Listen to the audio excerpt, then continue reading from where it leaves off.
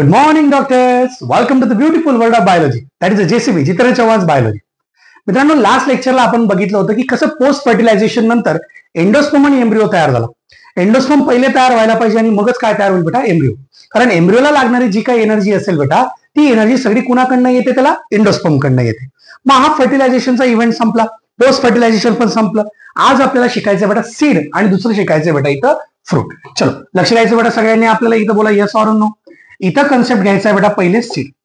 मित्रांनो, एक गोष्ट लक्षात घ्या, मला सीडला समजायच्या अगोदर म्हणजे तुम्हाला सीड समजून घेण्याच्या अगोदर आपण दोन शब्द शिकू. मी इथं सगळ्यात पहिला शब्द काय वापरला बेटा, ओव्ह्यूल. काय शब्द वापरला आपण इथं, ओव्ह्यूल. जे की आपण म्हणतो बेटा इथं बिफोर फर्टिलायझेशन. केव्हा म्हणणार बाळांनो मला सांगा, इथं बिफोर फर्टिलायझेशन. मग ओव्ह्यूलचं रूपांतर कोणामध्ये होतं बेटा, इथं सीड. केव्हा होतं बेटा, इथं सीड. त्याला आपण काय म्हणायचं बेटा, इथं आफ्टर फर्टिलायझेशन. समजला पॉइंट सगळ्यांना बोलायचं, येस ऑर नो. फर्टिलायझेशनच्या अगोदर जे स्ट्रक्चर ओव्ह्यूल या नावाने ओळखलं जातं, तेच स्ट्रक्चर फर्टिलायझेशनच्या नंतर कुठल्या नावाने ओळखलं जाणार बेटा, इथं सीड या नावाने ओळखलं जाणार आहे. मला पहिले क्लिअर करा, हा बीट समजलाय सगळ्यांना, बोला येस ऑर नो. सीड म्हणजे काय, it is nothing but the fertilized ovule. मग सीडची डेफिनेशन काय करायची बेटा मला सांगा, इथं it is nothing but the fertilized ovule. समजला पॉइंट सगळ्यांना, बोलायचं येस ऑर नो. सीड या शब्दाचा अर्थ काय सांगायचा आहे बेटा, फर्टिलाइज ओव्ह्यूल. का, कारण तो केव्हा तयार झालेला आहे बेटा, आफ्टर फर्टिलाइज. थोडी तब्येत खराब असल्यामुळे ऍडजस्ट करा बेटा. फर्टिलाइज ओव्ह्यूल मी काय म्हणतो बेटा, आफ्टर फर्टिलायझेशन तयार झालाय, बरोबर की नाही बेटा इथं. म्हणून शब्द काय वापरलाय, fertilized ovule. Am I clear to everyone, say yes or no. मग सीडचं जनरल इंट्रोडक्शन समजलंय का सगळ्यांना, पहिली बोला येस ऑर नो. म्हणजे सीड किती तयार होतात, it directly depends upon the number of ovule. जितके ओव्ह्यूल तितके सीड. मी क्वेश्चन घेतले शेवटी, ते क्वेश्चन एनसीईआरटी प्रमाणे आपण डिस्कस करू बेटा. आलं सगळ्यांच्या लक्षामध्ये, बोलायचं येस ऑर नो. आता या सीडला पहिली कॅटेगरी, आपण या सीडचे काही टाइप्स बघणार. मी जनरल टाइप सांगतोय, व्यवस्थित लक्ष द्या. सगळ्यात पहिले आपण इथे शब्द वापरलाय बेटा, एंडोस्पर्मिक सीड. काय शब्द वापरलाय बेटा मला सांगा, मी इथं एंडोस्पर्मिक सीड. मित्रांनो, आता एंडोस्पर्मिक सीड हिचं दुसरं एक नाव आहे बेटा, ते नाव पण तुम्ही सगळ्यांनी लक्षात ठेवा. ओके, हिला म्हटलं जातं अल्ब्युमिनस.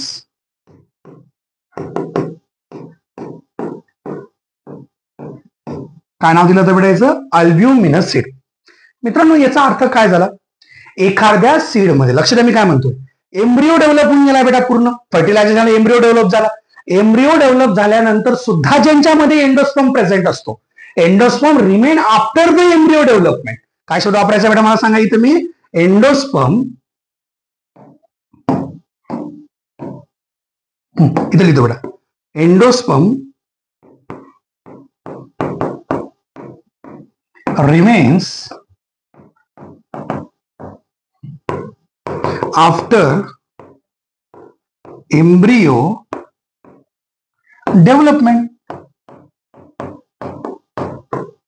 ज्या सीड मध्ये एम्ब्रिओ पूर्ण डेव्हलप झाल्यानंतर, लक्ष द्या, ज्या सीड मध्ये एम्ब्रिओ डेव्हलप झाल्यानंतर सुद्धा एंडोस्पर्म उरतो, अशा सीडला नाव द्यायचं बेटा एंडोस्पर्मिक सीड. काय नाव द्यायचं बेटा इथं, एंडोस्पर्मिक सीड. समजला पॉइंट सगळ्यांना, बोला येस ऑर नो.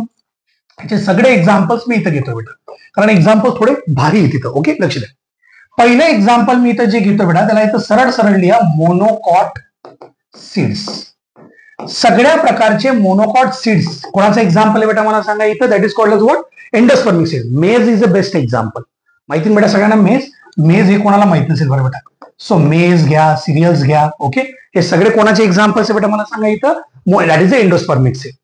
पण आता इथं आपल्याला काय घ्यायचंय बेटा, लक्ष द्या. इथं अजून एक एक्झाम्पल घ्यायचंय बेटा, दॅट इज अ कॅस्टर. काय एक्झाम्पल आहे बेटा इथं, castor. Castor is a dicot seed. Castor काय बेटा मला सांगा, इथं डायकॉट सीड. तो डायकॉट आहे, पण तो कसा आहे बेटा, एंडोस्पर्मिक. समजला पॉईंट सगळ्यांना, बोला येस ऑर नो. चल अजून पुढचा पॉईंट घेऊ बेटा. एंडोस्पर्मिक सीड सांगितला तसा मी इथं आता पॉईंट घेणार आहे बेटा, that is called as non endospermic seed. काय पॉइंट आहे बेटा मला सांगा, इथं नॉन एंडोस्पर्मिक सीड. हे बेटा समजतंय का इथपर्यंत, पहिले मला सांगा येस ऑर नो. आपापलं मनातल्या मनात बोलत चला बेटा, तुम्हाला समजतंय का नाही समजत आहे, हेडफोन लावायचा, शांततेत बघायचं लेक्चर, गडबड नाही करायची बेटा. नॉन एंडोस्पर्मिक सीड मी ज्या वेळेस म्हटलो, तर नॉन एंडोस्पर्मिक सीडचं चला दुसरं नाव काय सांगणार बेटा, मला सांगा बरं बेटा. याचं नाव काय? Ex albuminous. Ex albuminous seed. लक्षात आलं तुम्हाला सगळ्यांना? बोला येस ऑर नो. अल्ब्युमिनस म्हणजे endospermic, ex albuminous, non albuminous म्हणू नका, एक्स अल्ब्युमिनस म्हणा. ओके, एक्सचा अर्थ सगळ्यांना माहिती असेल. एक्स अल्ब्युमिनस म्हणजे काय बेटा? Non endospermic. तर याची डेफिनेशन कशी लिहिणार तुम्ही मला सांगा. याची डेफिनेशन आपल्याला लिहायची बेटा. डेफिनेशन कशी लिहितात सांगा बरं मला आता इथं. Endosperm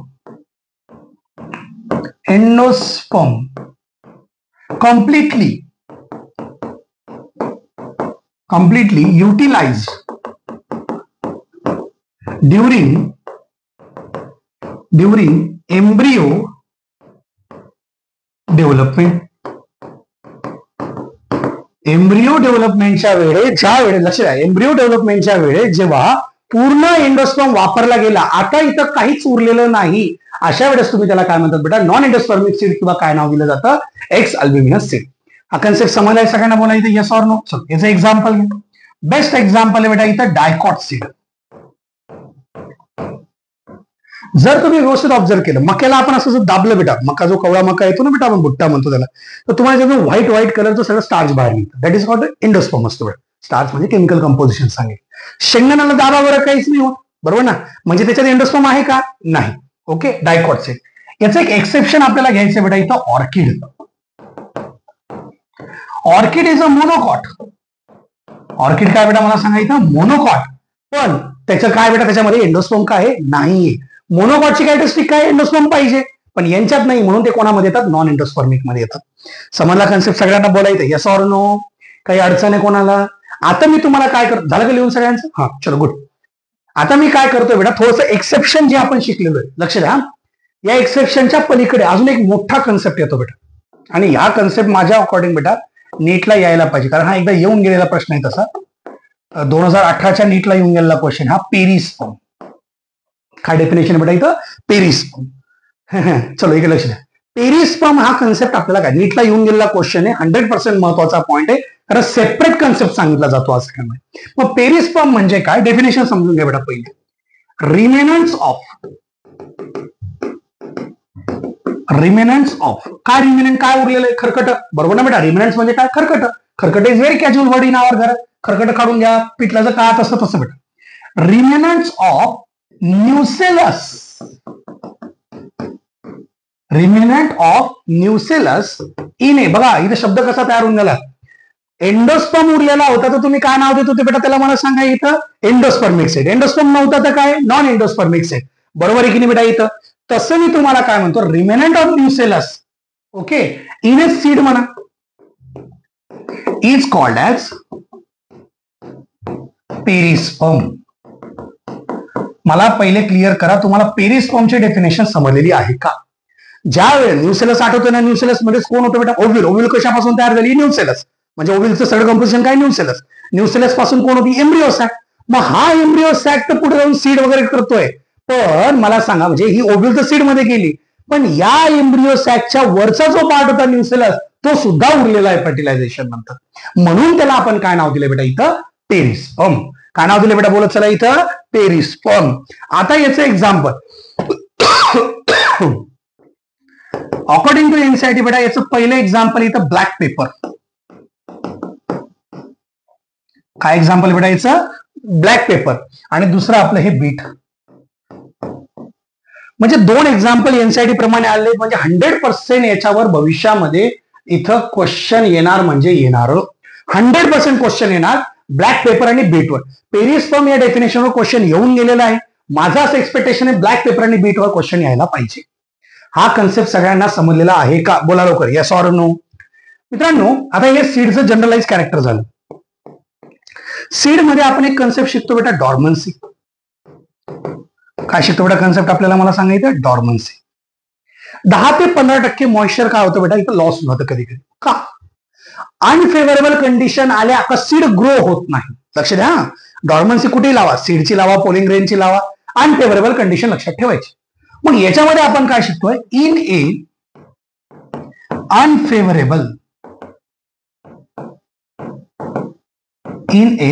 unfavourable condition in a unfavorable condition, seed become dry and बघा, in unfavorable conditions seed become dry and unable to grow.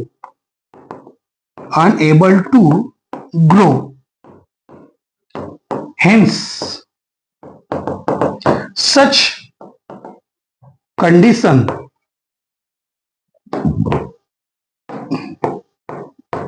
is called as seed dormancy. हा कन्सेप्ट सगळ्यांना समजलेला आहे का? बोला येस ऑर नो. सीड डॉर्मन्सी हा concept समजला बेटा. अनएबल टू ग्रो त्याला काय म्हणायचं बेटा? डॉर्मन्सी. मला वाटतं बेटा इथपर्यंत सगळ्यांना क्लिअर झालंय. बोला येस ऑर नो. मी हा कन्सेप्ट तुम्हाला का घेतला बेटा? आता आपल्याला पुढे अजून काही गोष्टी समजतील बेटा. वायबिलिटी पण बघायची. सुंदर कन्सेप्ट येईल आपल्याला शेवटच्या पेजवर पण येईल बेटा तो. आता इथं जो कन्सेप्ट मांडला गेला त्याचं म्हणणं काय? सीड बद्दल एवढं शिकतोय पण सीड जर ग्रो झाली नाहीये याचा अर्थ ती इमॅच्युअर असेल, काही कारण असेल, ती डॉर्मन्सी मध्ये गेलेली. आपण म्हणतोय की सीड मॅच्युअर झाली पण फेवरेबल कंडिशन नाहीये म्हणून ती कशामध्ये चालली गेली बेटा? डॉर्मन्सी मध्ये चालली गेली. जसं आपण सीड बघितलं बेटा तसं इथं कन्सेप्ट आपण कोणाबद्दल बघतोय बाळांनो? इथं फ्रूट बद्दल. पण जसं मी तुम्हाला इथं सांगितलं व्यवस्थित बघा बरं. आफ्टर फर्टिलायझेशन बिफोर फर्टिलायझेशन काहीतरी शब्द वापरले की नाही आपण? मग तसाच इथे शब्द आला बेटा आपला. मग इथं सगळ्यात पहिले मी काय घेतला बेटा? शब्द ओव्हरी. या ओव्हरीला मी शब्द वापरतो बेटा केव्हा? हा बिफोर फर्टिलायझेशन. केव्हा वापरतो बेटा मला सांगा? Before fertilisation. पण यालाच मी काय शब्द वापरतो बेटा मला सांगा? फ्रूट. पण हा केव्हा वापरायचा बेटा मला सांगा? After fertilisation. तुमच्या एक लक्षात आलं का? फर्टिलायझेशनच्या अगोदर आपण काय म्हणत होतो? ओव्ह्यूल. फर्टिलायझेशन नंतर काय म्हटलं? सीड. म्हणजे seed is nothing but fertilize ovule. तसंच जर मी तुम्हाला असं म्हणेन फर्टिलायझेशनच्या अगोदर तुम्ही ज्याला ओव्हरी म्हणत होते तो फर्टिलायझेशन झाल्यानंतर कोणामध्ये कन्वर्ट झाला बेटा? इथं दॅट इज अ फ्रूट मध्ये. म्हणून तुम्ही याची डेफिनेशन सांगताना काय सांगायला पाहिजे? It is nothing but, fruit is nothing but fertilised ovary. काय शब्द आहे बेटा मला सांगा? हा फर्टिलाइज्ड ओव्हरी. हा कन्सेप्ट समजलाय का? पहिले सगळ्यांना बोलायचं येस ऑर नो. आता छोटे छोटे कन्सेप्ट बेटा, सीड कोट वगैरे मला ते पण सांगायचंय. पण इथं सध्या समजून घ्या हा कन्सेप्ट तुम्हाला समजलेला आहे का? मग जसं मी तुम्हाला म्हणतो बेटा की आपल्याकडे ओव्हरी वॉल होती. जेव्हा बिफोर फर्टिलायझेशन आपण ज्याला ओव्हरी वॉल म्हणतो बेटा तोच कोणामध्ये कन्वर्ट झाला बेटा? नंतर फ्रूट वॉल मध्ये. म्हणजे before fertilization it is a ovary wall but after fertilization it become what बेटा? Fruit wall. आणि याच फ्रूट वॉलचं नाव आहे बेटा pericarp. Morphology in flowering plant या चॅप्टर मध्ये फ्रूट डिटेल मध्ये होणार आहे त्यामुळे काळजी करायची नाही. पण इथं मला सांगायचं समजलंय का? What is a pericarp? Fruit wall. जी बिफोर फर्टिलायझेशन कोणामध्ये होती बेटा? ओव्हरी वॉल नावाने ओळखली जायची. मला पहिले क्लिअर करा बेटा तुम्हाला हे शब्द समजलेले आहेत का? बोला येस ऑर नो. आता एक लक्षात द्या, मी इथं पहिला टाईप घेतो बेटा that is called as true fruit. काय शब्द वापरला बेटा मला सांगा? मी इथं ट्रू फ्रूट. आता याचं का म्हटलं तुम्ही ट्रू आणि फॉल्स फ्रूट? काही खोटे खोटे असतात, काही खरे खरे कुठे? हो, बायोलॉजीतल्या बॉटनी या शब्दानुसार बेटा यांच्या डेफिनेशन बदलतात. लक्षात द्या. ट्रू फ्रूट म्हणजे काय? Develop after sexual reproduction.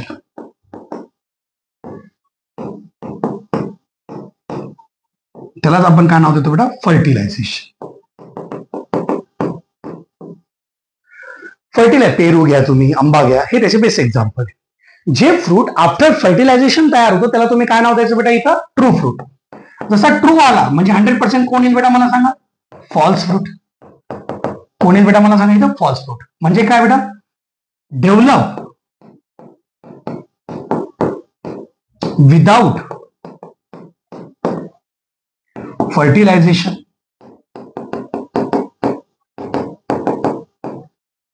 फर्टिलायझेशनचा जिथं संबंध नाही तिथून तयार झाले. दोन एक्झाम्पल बेटा आपल्याला शिकायचे आहेत.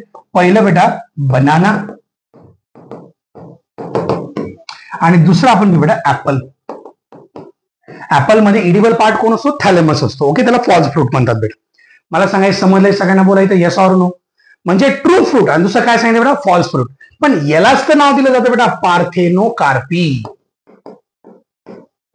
काय नाव दिलं बेटा आपण याला? Parthenocarpy. Carpy. Gibberellic acid plant growth development मध्ये शिकायचे बेटा आपल्याला. ओके चलो. पार्थेनोकार्पी म्हणजे काय? Development of fruit without fertilisation. Without fertilisation जेव्हा एखादं फ्रूट तयार होतं त्याला तुम्ही काय म्हणायचं बेटा इथं? पार्थेनोकार्पी. काय नाव द्यायचं बेटा याला? पार्थेनोकार्पी. समजलाय कन्सेप्ट सगळ्यांना? बोला येस ऑर नो. सध्या फॉल्स फ्रूट हे जे मी एक्झाम्पल घेतोय बेटा, हे फॉल्स फ्रूट जे आहे याचा इडिबल पार्ट, लक्ष द्या इथं, तुम्हाला हे एक्झाम्पल कट करायचे तुम्ही करू शकता, तर मी करून देतो, जाऊ द्या मी पुढे लिहून देतो तुम्हाला. हे तुम्ही अजून कन्फ्युज होणार ना. लिहिलं काय एवढं मला पहिले सांगा. झालं? चल इकडे नेक्स्ट पॉइंट कडे. तुम्ही ऍपल बद्दल लिहून देतो इथं. ऍपल. ओके. इडिबल पार्ट जो खाल्ला जातो तो part, edible part is thalamus. Edible part कोणी बेटा मला सांगा इथं? थॅलेमस. लक्षात आला पॉईंट सगळ्यांच्या? बोला yes or no. Edible part is thalamus म्हणून त्याला फॉल्स फ्रूट म्हटलं जातं. बाकी दुसरं काही नाही. फर्टिलायझेशन सीड आहेत ना बेटा त्याच्यात, मग तो फर्टिलायझेशन काय मधला पार्ट तो तयार झालाय. ओके चल. इथं काही अडचण आहे कोणाला? बोला लवकर येस ऑर नो. बेटा आता इथपर्यंत पार्ट सगळं ठीक आहे. आपण सीड बघितलं काय? ओके. आपण फ्रूट पण बघितलं काय? महत्वाचा कन्सेप्ट काय आला आपल्यासाठी आता इथं? मला इथं सीडची वायबिलिटी बघायची. एनसीआयटीच्या सिक्वेन्स नुसार शिकवतोय बेटा मी. हा एक लक्षात घ्यायचं बेटा, कधी पण मला काय आवडतं हे गरजेचं नाही. म्हणजे एखादं शिकवत असताना एखाद्या टीचरला म्हणजे मला काय आवडतं हे महत्वाचं नाही शिकवायला. तुमच्या एनसीआयटीचा सिक्वेन्स खरंच महत्वाचा आहे. सिक्वेन्सला जर मी चेंज करून टाकलं तर काय होतं बेटा? तुमच्या अंडरस्टँडिंग लेवलमध्ये थोडे प्रॉब्लेम्स यायला लागतात. ओके चलो एक लक्षात. सो सीड वायबिलिटी म्हणजे काय? सीडची जर्मिनेशनची ability. Ability to germinate.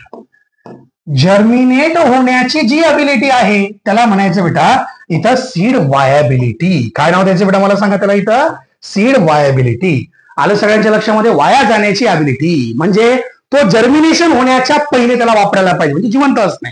Viability म्हणजे काय? जिवंत असणे. तो जिवंत असोपर्यंत त्याला वापरून घ्या ना, मेल्यानंतर तो काही कामाचा नाही. ही जगाची रीत आहे बेटा. ठीक आहे लक्ष द्या. मला सांगा समजलंय सगळ्यांना? बोला येस ऑर नो. चल आपण याची जर वायबिलिटी चेक केली बेटा तर ही वायबिलिटी कशी रेंज आहे बेटा? आपण म्हणूया फ्यू मंथ्स, महिना वगैरे म्हणतो ना आपण बेटा तसं, to several years.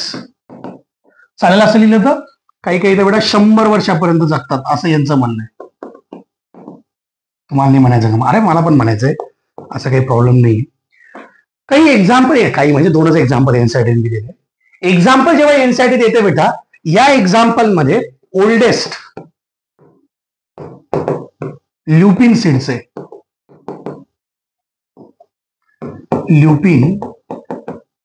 ल्युपिनस arcticus. Arctic tundra ecology मध्ये शिकवेल बेटा मी.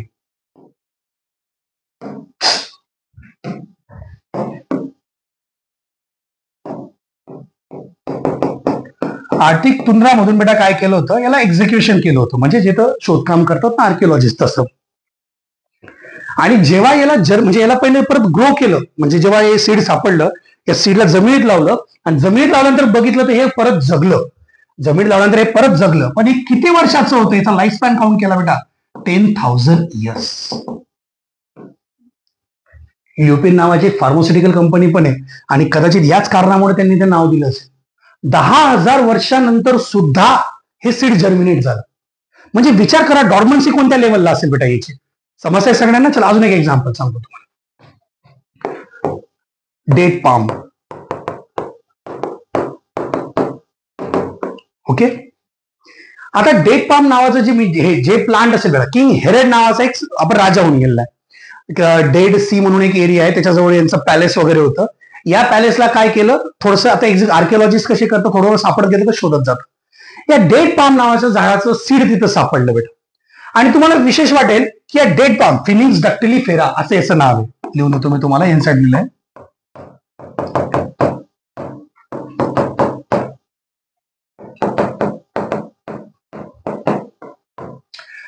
यांना म्हणजे हे जे सांगायचं मागे कारण काय बेटा, जेव्हा याला सीडला परत बघितली याची डॉर्मन्सी पिरियड किती वर्षाचा होता, तर याचा डॉर्मन्सी पिरियड हा जवळजवळ 2000 वर्षाचा होता.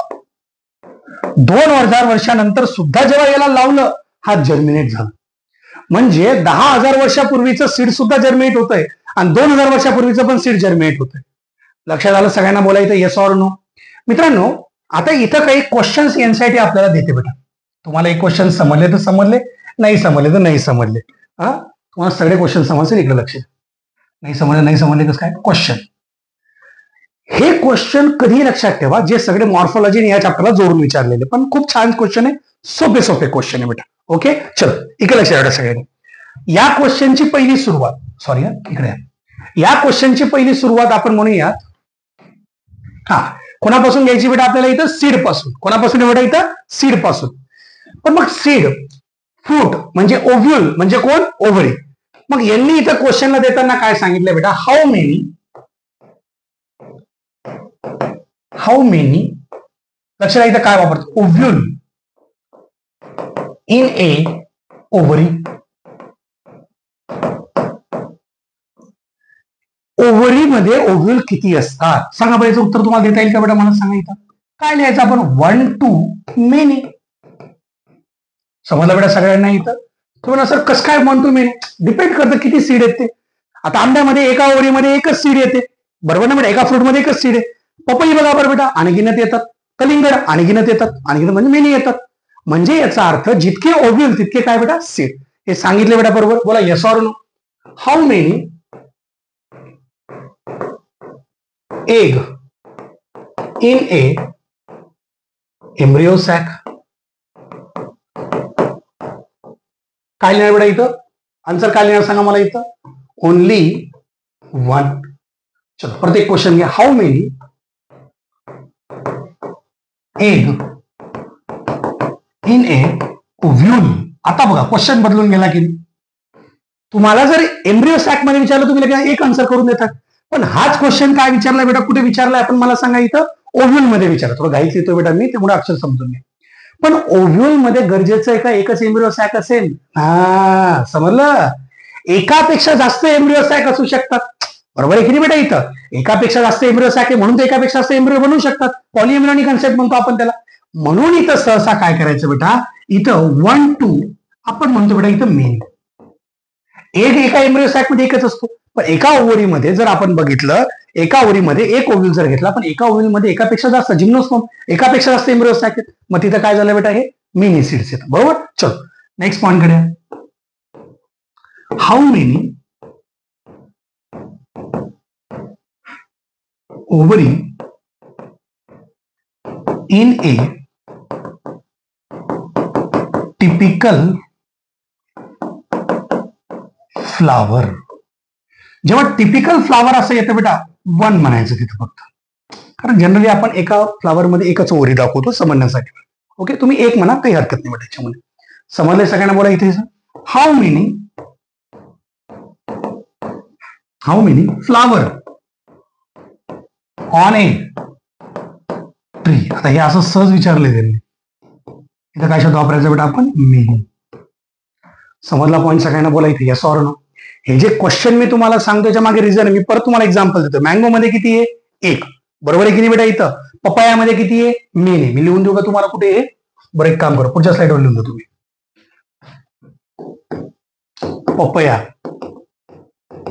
पपया म्हणू नका त्याला, पपया. काय सांगायचं बेटा इथं, मेनी सीड. अजून एक एक्झाम्पल घेतो मी इथं, ऑरो बंके.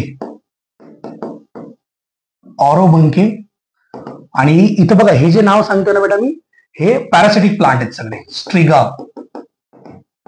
हे सुद्धा पॅरासिटिक. इथं लिहून देतो हवं तर, पॅरासिटिक प्लांट. हे एनसीईआरटीच्याच वर्ड्स आहेत बेटा, आपण काही मनात टाकत नाही कुठे. यांच्यामध्ये सुद्धा काय सापडतं आपल्याला, मेनी सीड.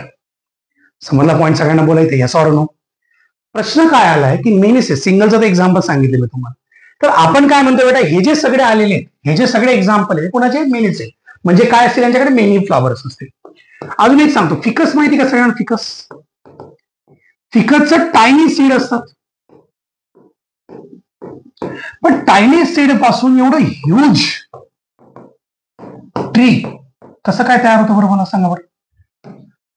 फिकस नावाचं किंवा फिक ज्याला म्हणतो बेटा आपण, छोटस बी असतं, मिरे असतात ना आपण ते टाकतो तसं, हा मिरेने सॉरी काय म्हणतो आपण त्याला, मोहरी. असे बारीक बारीक सीड्स असतात. पण एवढं मोठं झाड कसं तयार होतं, मायटोसिस. बरोबर ना बेटा इथं. मग यांच्या मागे रिझन काय बेटा, बिकॉज बॉज होऊन गेलं ते, बिकॉज ऑफ मायटॉसिस.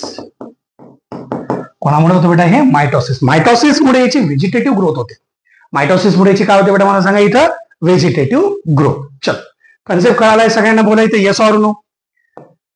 आता सगळ्यात हार्ड पॉइंट आहे बेटा, हार्ड नाही एवढा, पण हा एक्झामला येणार म्हणजे येणार. अपोमिक्सिस मी लिहून देतो पहिलेच. नीटला हा 100% विचारला जाणार.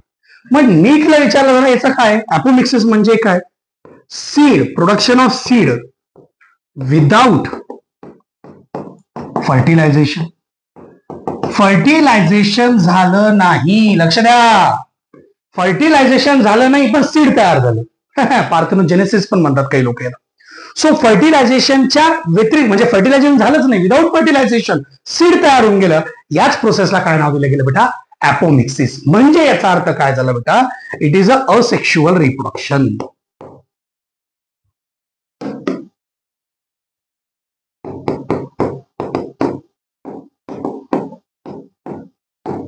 काय बेटा मला सांगा, हे असेक्शुअल रिप्रोडक्शन. तर सीड कोणाचा पार्ट असतो, सेक्शुअल रिप्रोडक्शनचा. म्हणून यांसाठी एक शब्द वापरते बेटा, mimics the sexual reproduction. Mimics म्हणजे काय, मिमिक्री म्हणत नाही आपण, त्याच्यासारखी नकल करणे. मग तसं आहे बेटा, कोणाची नकल करते, सेक्शुअल. का, कारण सीड तयार करते. मग प्रश्न असा आलाय बेटा, कंडिशन्स काय असू शकतात. आता या कंडिशन ज्या बेटा, असं एनसाठी मेन्शन नाही केलंय कंडिशन्स, मी लिहून देतो तुम्हाला ते. फक्त असं समजून घ्या तुम्ही की एनसीआरटी मध्ये काय केलेलं आहे, वर्डिंग चालले, मी त्या वर्डिंगला वेगळ्या पद्धतीने मांडतो. पहिलं, ओके, पहिलं कसं लक्षात ऐकलं, समजा इथं आपण सांगितलं मेगास्पोर मदर सेल. कोण घेतली बेटा मला सांगा, मेगास्पोर मदर सेल. बरोबर ना, कशात जाते, मिओसिस मध्ये जाते. बरोबर आहे की नाही, बोला yes or no. Megaspore mother cell कोण आहे बेटा, डिप्लॉइड.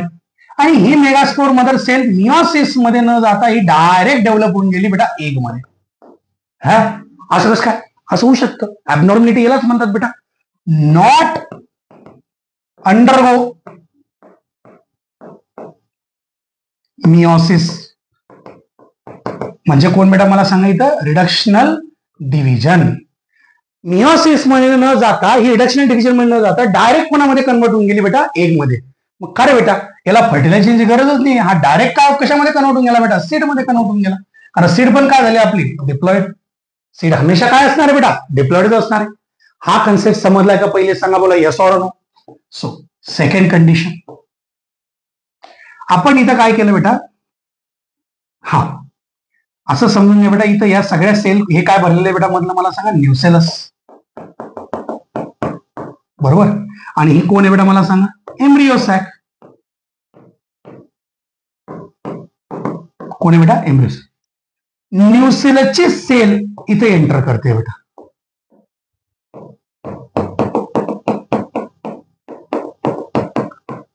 न्यूसेलसची सेल एम्ब्रियो सॅक मध्ये आली आणि एम्ब्रियो तयार करून टाकला. न्यूसेलसची सेल म्हटली म्हणजे कोण असेल बेटा, डिप्लॉइड. म्हणजे याला आपण काय म्हणतो बेटा, न्यूसेलस सेल. सेल इन्व्हेड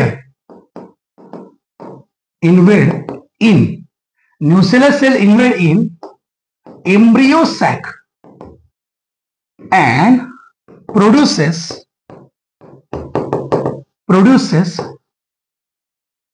आपण म्हणूयात एम्ब्रियो. म्हणजे कोण बेटा, सीडचाच पार्ट झाला. समजलं. मग एकापेक्षा जास्त एम्ब्रियो तयार व्हायला लागले की नाही बेटा मला सांगायचं, येस ऑर नो. एकापेक्षा जास्त एम्ब्रियो तयार होणे, याच कन्सेप्टला आपण नाव देतो बेटा polyembryony. What is mean by poly embryo? Formation of more than one embryo is called as poly embryo. हा कोणाचा कन्सेप्ट झाला, हा जिम्नोस्पर्म मध्ये खूप कॉमन आहे बेटा पॉली एम्ब्रियो. बरोबर. सिट्रस, लिंबू भाजी सांगा, लिंबूची बी, हा सिट्रस मध्ये सुद्धा पॉली एम्ब्रियो कन्सेप्ट काय असतो बेटा, हा आपल्याला खूप जास्त दिसतो. समजलाय कन्सेप्ट सगळ्यांना, बोला येस ऑर नो. आता शेवटचा कन्सेप्ट व्यवस्थित आहे, हायब्रिड. हायब्रिड सीड म्हणजे काय बेटा, आपण कंपनीतून शेतकरी काय करतात, डायरेक्ट सीड घेतात, ते हायब्रिड असतात.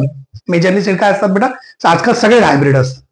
पण हे हायब्रिड जेव्हा समजा एखाद्याने मका लावला, चांगला मक्याचं उत्पन्न खूप होतं बेटा हायब्रिडचं, पण आपण हा मका पुढच्या वर्षी लगेच वापरू शकतो का? नाही. का? कारण हायब्रिड सीड कंपनी अशा तयार केल्या जातात, म्हणजे ते क्रॉस पॉलिनेशन वगैरे करून, तर त्याच्यात जे जर्मिनेशन म्हणजे फर्टिलिटी जे जीन असतात ते काय होतात बेटा, त्यांच्यातले जीन सेपरेट होतात. फर्टिलिटी जीन सेपरेट झाल्यामुळे हे ग्रोथ होत नाही. झाडाचा फक्त चारा होईल बेटा, फ्लावर कधीच येणार नाही. म्हणून हायब्रिड सीड नेहमी शेतकऱ्याला विकत घ्यावे लागतात. कंपनी याचाच पैसा घेते बेटा.